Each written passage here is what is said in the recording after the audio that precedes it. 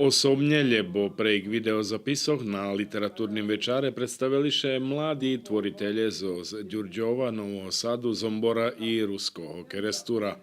Písni mladých keresturských písateľoch Asi Papugovej, Žarka Ostojiča i Tadeja Malacka, ktorí osobne nemohli prísť do Ďurďova, prečítali Tamara Salak i Jelena Kuchar. Muzičnú prikrásku večaru dali Aleksandra Ruskovský, ktorá na gitári vyvedla 3 písni, i Mihajlo Ramač, čija jedna písня je emitovaná na video BIMu. Думам, že je dosta mladih, ktorí píšu na ruskim jaziku i treba, že bi še čulo za njih. I nje nam pišu, ali igraju, špivaju. Думам, že treba da še organizuju takve večare, že bi še čulo za njih. Ali varim, думам, že nje nadost še odvolaju mladih, ktorí su organizovať to.